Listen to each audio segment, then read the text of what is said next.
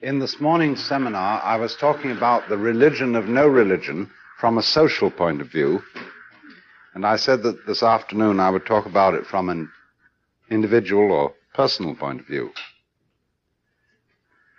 And I was suggesting that society, as a cohesive force, needs a religion.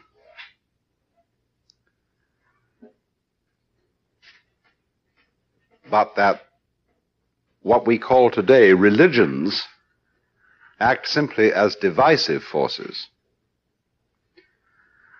around which we play all kinds of one-upmanship games.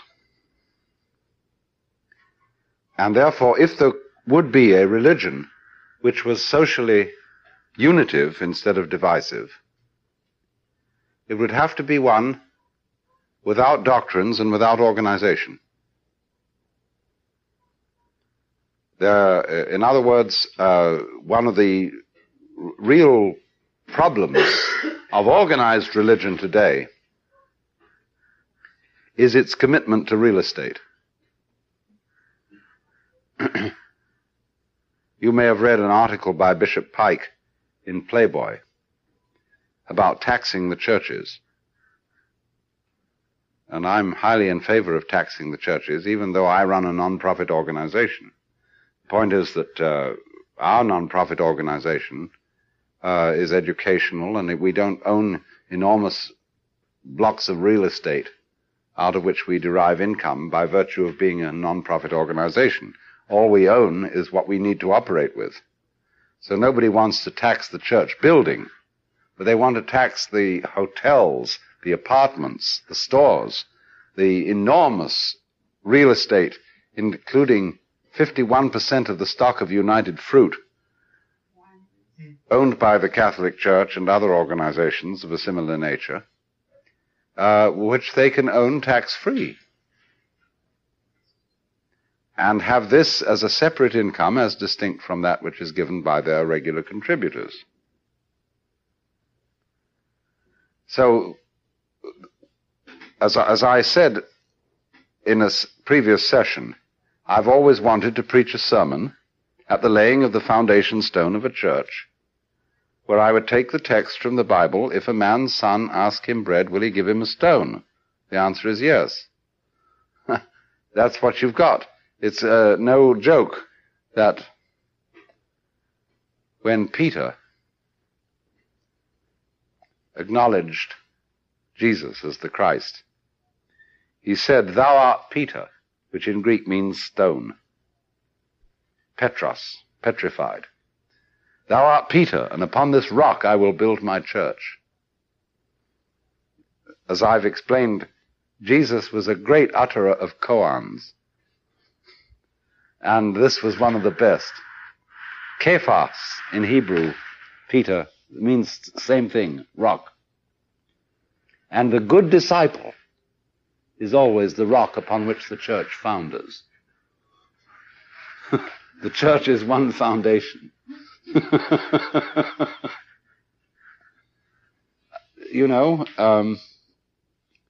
It's always the good disciple who ruins the teaching, because he's a follower. Because he doesn't have it in himself, he therefore follows somebody else. And anyone, therefore, who is a really effective guru always separates his students from himself and sets them free, so that you don't have to say, "Oh, I am a follower of this man, of that man, and the other thing." No. Go free. Don't founder upon the rock. And therefore, this is the case of the religion of no religion. There is a saying in Latin about religion. Christianity, of course, revolves around the symbolism of the cross. And in Latin it is said, crux medicina mundi, the cross, the medicine of the world. Now, never make your medicine a diet. One shot is enough. And that goes not only for religion, but for LSD, for all these things. Don't make it a diet.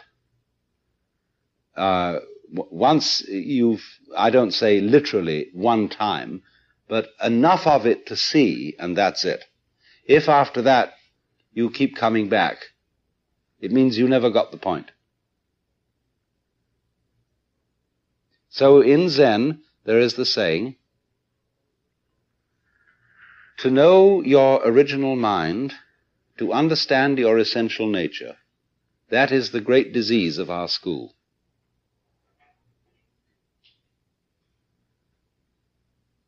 In other words, to have something that is religion and that is special and that it is over and above everyday experience, and to insist on that is a disease. It means you're playing games. You're wanting to one-up yourself and everybody else by saying, well, we have an in on something here that you don't have. We know what it's really all about, and you outsiders. Well, you may be all right. You may be Muslims. You may be Hasidic Jews. You may be Theosophists or Christian Scientists, and therefore, as a result of that, you have a partial glimpse of the truth. But we, of course, as the real insiders, have the whole thing. What a put down that is, you see. And everybody does it. So, what are we to do? What a predicament. Supposing we say now, our school here says that you don't have to do all that. You don't have to play one-upmanship. You don't have to have anything special. Last time, almost, I met Suzuki. Not San Francisco Suzuki, but Japan Suzuki. He signed his name Bujinen, which means a man who is nothing special. Now, what was Suzuki doing? Was he making a special case of himself as a man who was nothing special? This phrase, buji, in Japanese, or wushi in Chinese, means no business, no fuss, no special claim, nothing important. And this is used as a characteristic flavor of a person who is experienced in Zen. But then are the Zen people who have learned to be nothing special, to be natural, to constitute themselves a particular class of one-upping everybody else? Well, they do that. Now, what if they didn't do it? Then nobody would know they were around.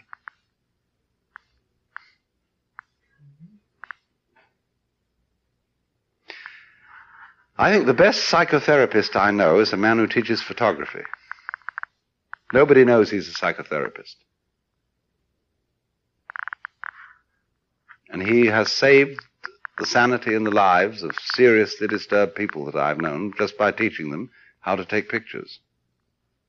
No claim to be anything special. Marvelous. But I'm not going to give his name out, because that would spoil the whole show.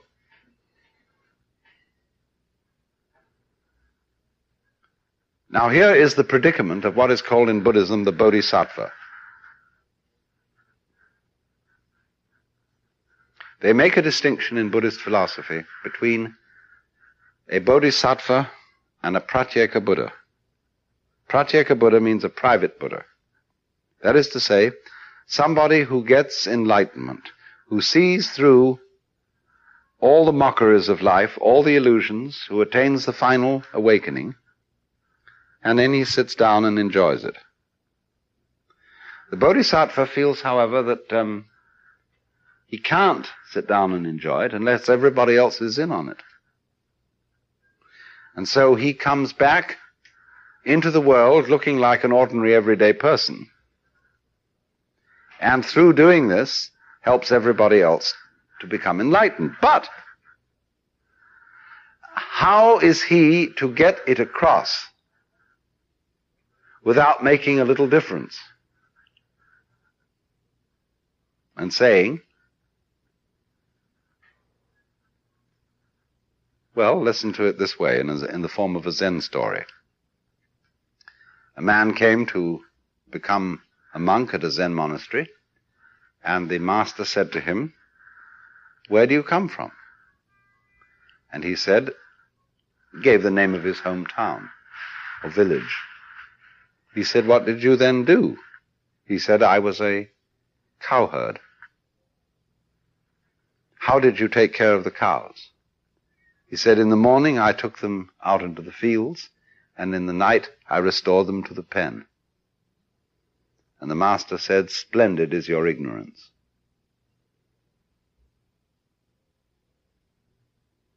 In other words, here is the perfectly ordinary human being doing his stuff. Now, in a certain way, the highest enlightened human being is exactly like that. But there is some funny kind of a difference. And the whole quality of this difference is that it mustn't look too different.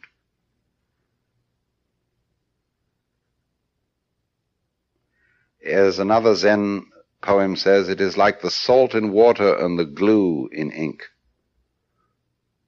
Chinese ink has glue in it to hold this stick together. But the salt in water and the glue in ink, they're invisible. Yet you can taste the salt in water. And the transparent glue holds the ink stick together. So there's some kind of a difference between ordinary everyday life with its anxieties, attachments and problems, and something that looks exactly like ordinary everyday life, but doesn't have the anxieties. Let me press that just one step further, if you will allow me.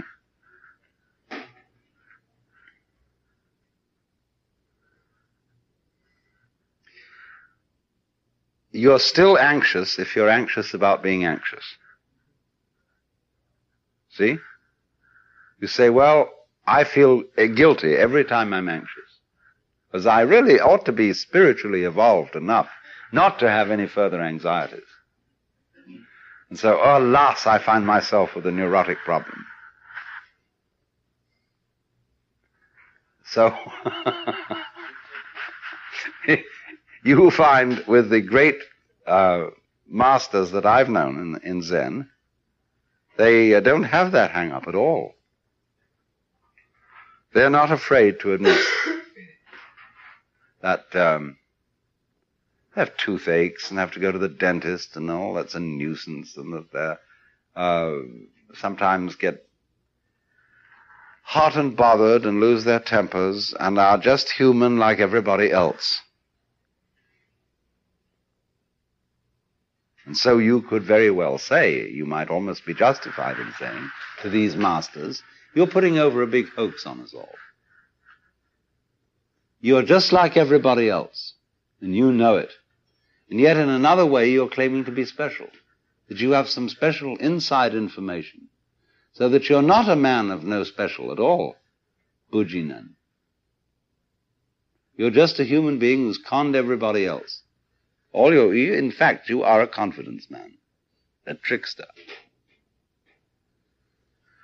And the funny thing about this is that the word that is used in Buddhist philosophy for the method of enlightening people, which is called upaya, it means trickery. When that word is used in politics, in a political context. Upaya, which means the skill of the teacher in Buddhism, means trickery in politics. And the Buddhists laugh back at themselves and say, we're just tricksters. We are people who, Rinzai, the great Chinese master of Zen, said, my teaching is like using a yellow leaf to stop a child crying for gold, or an empty fist.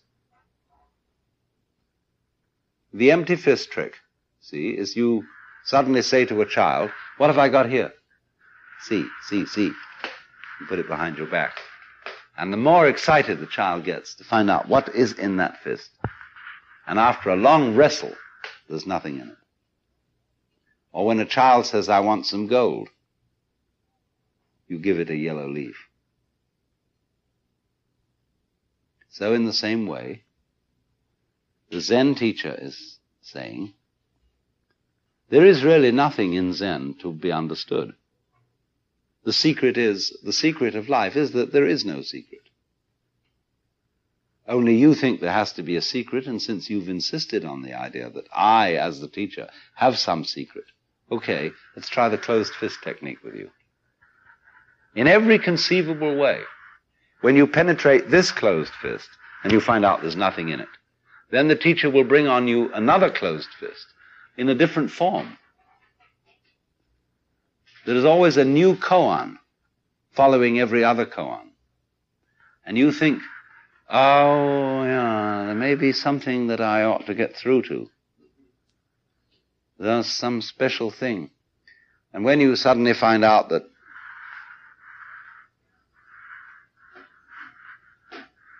the whole trick is that there isn't anything to cling to, that is to say, life is falling apart. It's a totally insecure situation. Well, accept it. For heaven's sakes, accept it and get with it. See, that's only the beginning of Zen study. Then they come up with something else. And you think, well, if I really honestly accepted my insecurity and had no hang-ups at all, I would be capable of all sorts of miraculous performances. Somebody leads you on to the idea that then you would acquire these psychic powers and be able to do these all supernormal things. And you're intrigued. Maybe if I really understood, I would be as God. And so you hang around the master who keeps fooling you.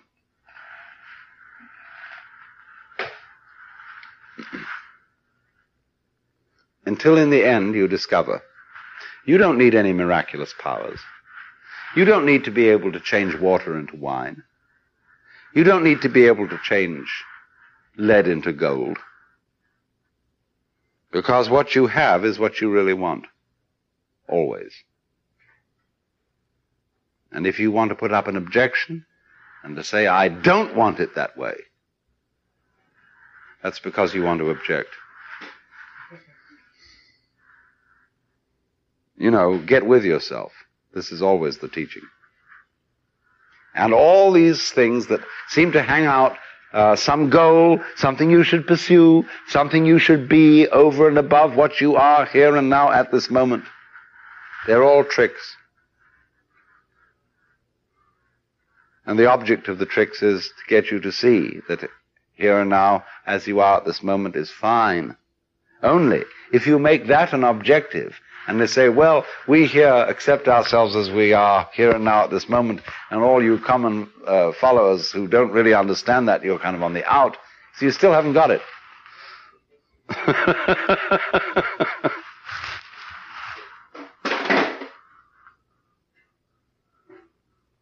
So then, this is why always in the history of religion there is the theme of the religion of being natural. The religion of no religion. You don't need an idol because there is the living God. It's only one step from that to say, as the Quakers say to the Catholics, why do you have a sacrament? Why should the sacrament of the altar in the special service that you have in the Mass be anything special? If you really understood Christianity, every meal would be the Mass. And the Catholics turn back to the Quakers and say, yeah, that may be true. But when everybody's somebody, then no one's anybody. If you don't have a special meal that is the special Mass, then everybody will forget that there was anything at all. That, in other words, they will come to a view of life where nothing is sacred.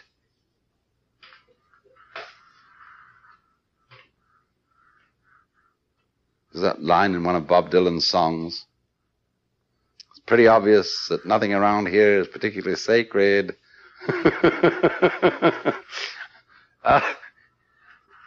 And so the people who want say, no, wait a minute, there must be something special. Must be something sacred. We must set off a certain part of life. Hey, come off it now. We can't make everything common property. See, there must be something special. Yeah, here, see? Especially guarded. You keep out. Well, what are you doing? Why? Obviously. By saying there's something special, something sacred, you keep out of this, that's your identity. That's your ego. Then there are other people who come along and say, to hell with everything sacred. Oh, you're all just a bunch of crooks. But that's another false technique. This is the democratic parody of mysticism. Everybody is equally inferior. You're all a bunch of bastards, fundamentally. And you haven't got anything you ought to. You don't need any privacy. That's the life you live when you're in jail, when you're in a mental hospital or in the army, where everybody is equally as shit. But you see, that misses the point just as much in that direction as holding something sacred misses it in the other direction. How can you be natural? See, either of those two ways are unnatural. So the challenge which the teacher of Zen gives you is he's saying to you, okay, be natural. Now, so long as you feel that you have to prove that you're natural, he can defeat you. Because he can catch you off guard all the time. It's only when you feel that you don't have to prove that you're natural that you can get by his tricks. Only. He's got this one underlying you, that you can say, well, I don't have to prove anything. And he says, well, what are you doing around here anyway? I mean, why are you coming to see me? And then you're embarrassed, you see. You're still out after something. As if there was something to be, something to arrive at more than what you are at this moment. And what you are at this moment is, of course, the perfect expression of the universe in exactly the same way that a tree is, or a fish is, or a mountain, or a star, or anything else.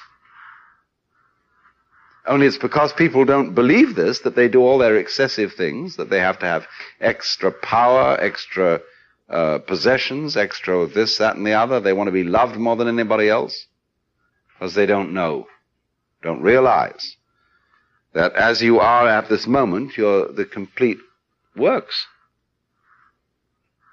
And they don't want to know it because the whole game is pretending you're not. Hide and seek. So you're all right, even when you're not all right.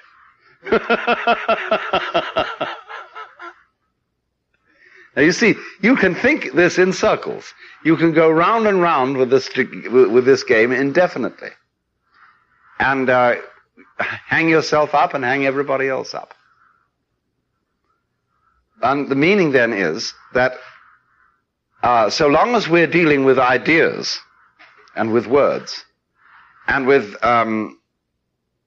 everything we can say in words about realizing Buddhahood and liberation, we never get there. Because there's always games within games within games within games. See? So it's only as you get beyond words that the thing is clear. But so long as I say that in words, I'm designating a special class of people who get beyond words. When you're beyond words, you're not in a special class of people. You are only so long as we're talking about it. So then, here's the problem, that, for example, when people go and practice yoga or Zen or whatever, and they define themselves as such and such a group, meeting at such and such a place, and they do this, that's the verbal side of the thing. And so long as that is going on, it must always seem that they are one-upping other people who are not in this in-group. But on the other hand, the moment they are actually doing the yoga or the Zen meditation, they are not one-upping anyone. Because they're not verbalizing. It is through verbalizing, through measuring, and so on, you see, that you dissect life and break it down into its separate parts and say this part is better than that. But when you're not doing that, it isn't happening. If somebody says, look, it's like, supposing I say to you, everything in this world is relative. You only know to be in relation to not to be. You only know what it means to move in relation to stillness. You only know time, the measure of change in relation to a constant, so on. Then somebody comes and says to me, well, if you say everything is relative, then you're an absolute relativist. I say, because so long as you think about it, you always go round in circles. Of course you can't conceive the idea of the relative without the idea of the absolute. But when you actually do the thing and you don't verbalize it, that's a different situation. And the people who are not verbalizing, who do indeed realize the suchness, the Buddha nature in all things, all those people can be talked about by others. And they can say, well, are you a special class? Are you a special in-group? Aren't you really making claims to something? And they can't answer and say, no, we are not, because if they say, no, we are not, they say, well, then you're putting your class in the people who are the class of non-hypocrites. And you're one-upping everybody else who is a hypocrite by saying you're not a hypocrite. See? So long as you talk, see, this game goes on and on and on and on. But if you genuinely are in the state where you don't think, and I must qualify this for anybody who came in on this discussion late, when I say you don't think, I don't mean that I'm an anti-intellectual, that there is a way of living your life all the time without ever thinking. The point is rather that to get out of the game business of thinking.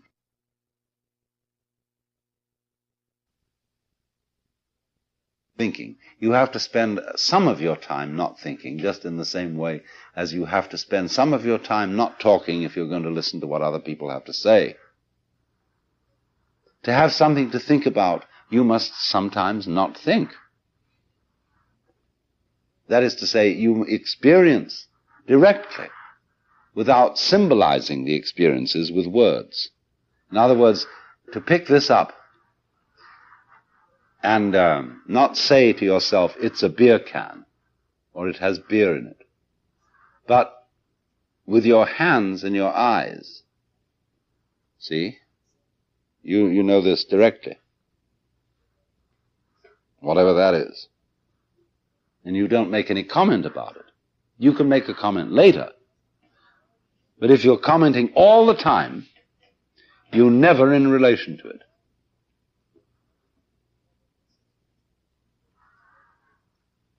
So then, I'm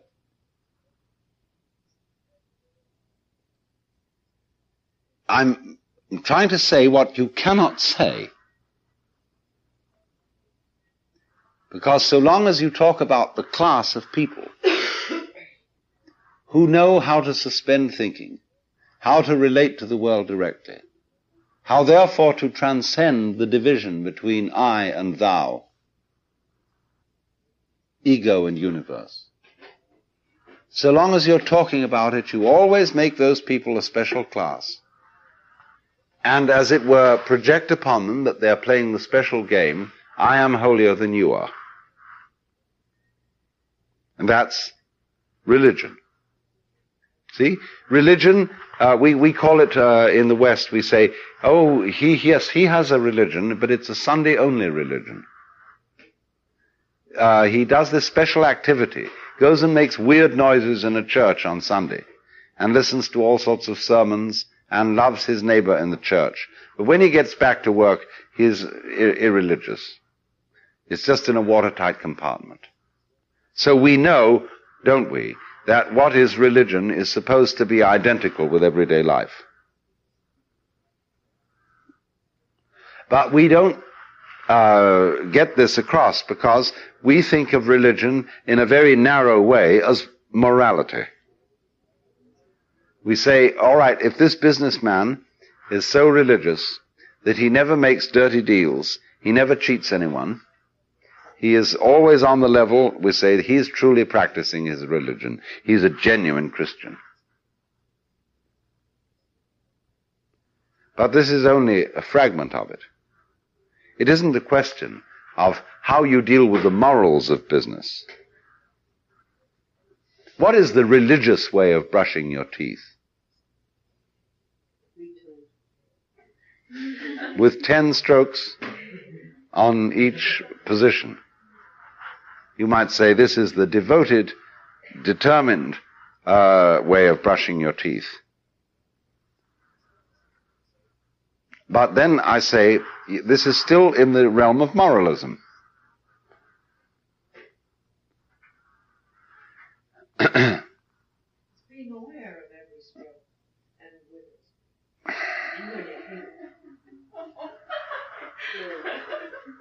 Let's get beyond that. See? We've got to get beyond this point. Well, I haven't elected flesh. I really don't. All right. There's a saying, whatsoever thy hand findeth to do, do it with all thy might. I went to a school in England, the motto of which was age dum agis, which means in Latin, when you do it, do it. And this is either an awful platitude. What's ever worth doing is worth doing well. No? That's a terrible platitude. All the Protestant ethic is in that. But there's another sense to it. Now, we can't say what it is.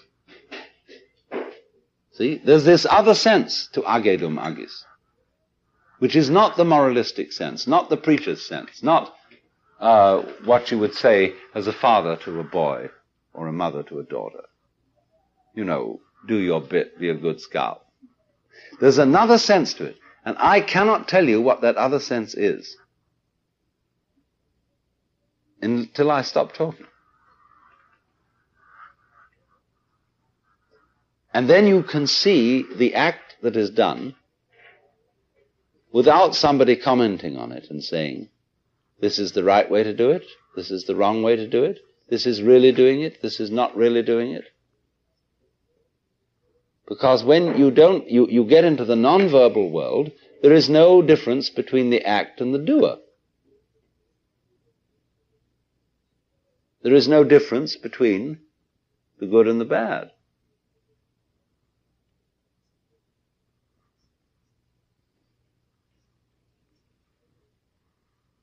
There's no difference between, in other words, the secular and the sacred, the religious and the non-religious. Once you step over the border.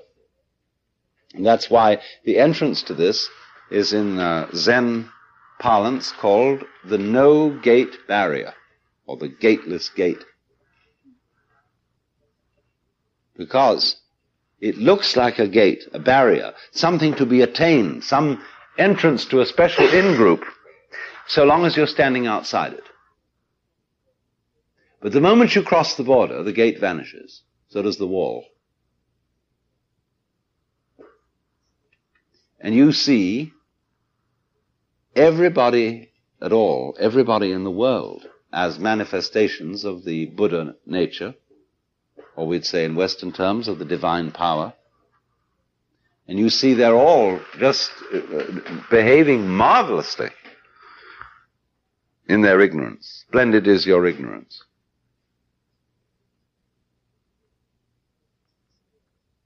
So, like Kabir, when he was an old man, he was a great Hindu, Buddhist, Mohammedan mystic, all run into one, and poet. He would look around and say, "To whom shall I preach?" Because he saw the beloved, the divine face, wherever he looked. He had no recommendations to make. And so, in the same way, you see everyone as doing it, in the same way as the pattern of the flag flapping in the wind out there is doing it. The waves are doing it. The fronds of the trees are doing it. And what's so special about us that we aren't?